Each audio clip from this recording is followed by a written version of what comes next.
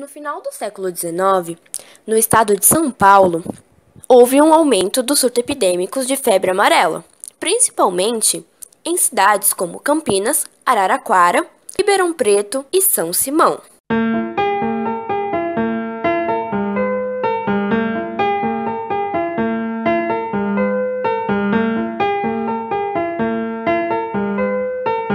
É muito comum você conversar com os alunos, discutindo o que é ciência para você, o que é um cientista, porque é uma questão que a gente envolve tanto na hora que a filosofia vai discutir o papel da ciência para a humanidade, como da própria sociologia enquanto uma ciência humana. A visão que normalmente os alunos apresentam de ciência é aquela de uma coisa extremamente exata, que você soma e dá sempre o mesmo resultado, que a experiência é o critério de chegar a uma verdade absoluta, de que o cientista é aquela pessoa com um jaleco branco que dá todas as respostas para você e que ele é quase como se fosse a pessoa que porta todas as verdades da vida, né? Então, se você ouviu de um cientista, então tá certo.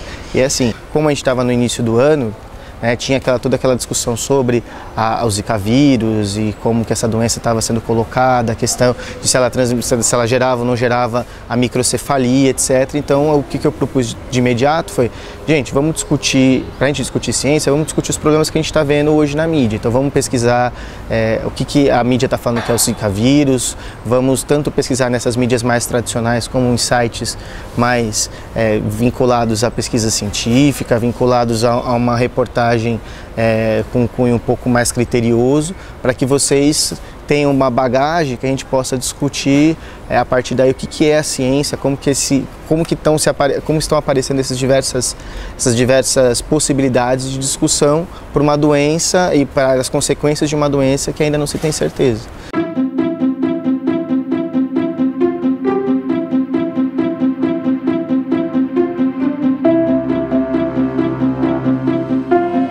Então a sequência partiu deste elemento.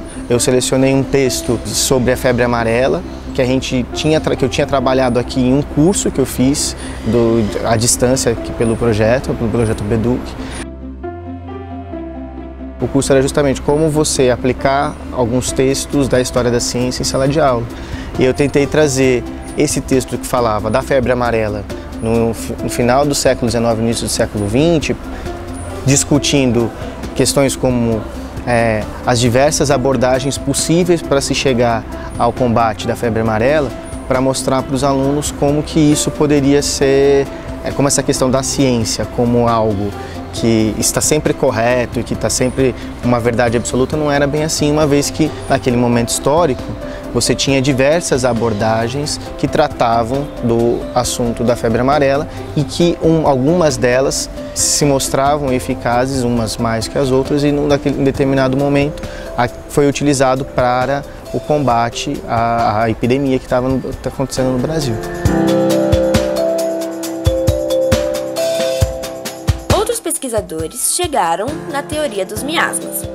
Os miasmas são gases venenosos emitidos a partir de vapores de pântanos que escapam do solo, dos esgotos e do lixo e da matéria orgânica em decomposição, contaminando assim a atmosfera. Com o calor, a decomposição e a produção dos miasmas é aumentada.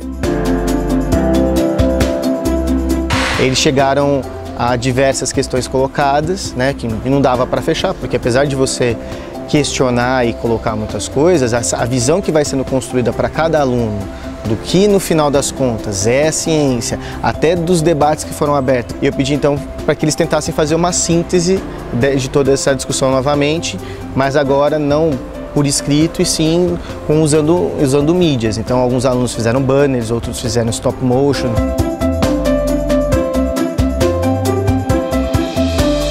Diferente quando a gente aborda e coloca o tema dentro de um tempo determinado, no tempo em que essas teorias se desenvolveram, se modificaram.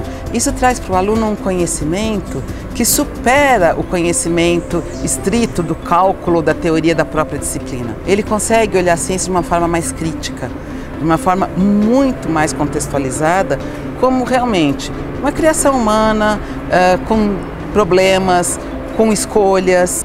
Não estava dado ali em nenhum momento, a gente está aqui estudando história da ciência. Mas eles estavam o tempo todo trabalhando com texto, trabalhando com conceitos que a gente adquire aqui. Porque eu acho que aí está a grande questão.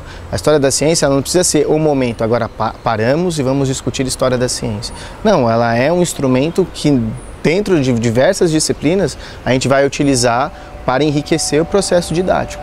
A proposta da interface História da Ciência e Ensino dentro da formação de cidadãos críticos é realmente de debate, de colocar não os grandes nomes, mas os grandes debates que houve, né? A ideia de se pensar em momentos na história da ciência em que várias teorias explicavam os mesmos fatos.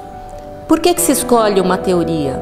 Quais foram os argumentos que venceram nesse debate? Não é? Que mostra que realmente a ciência é uma construção humana. Então ela faz parte da cultura e ela tem que ser vivenciada pelos estudantes.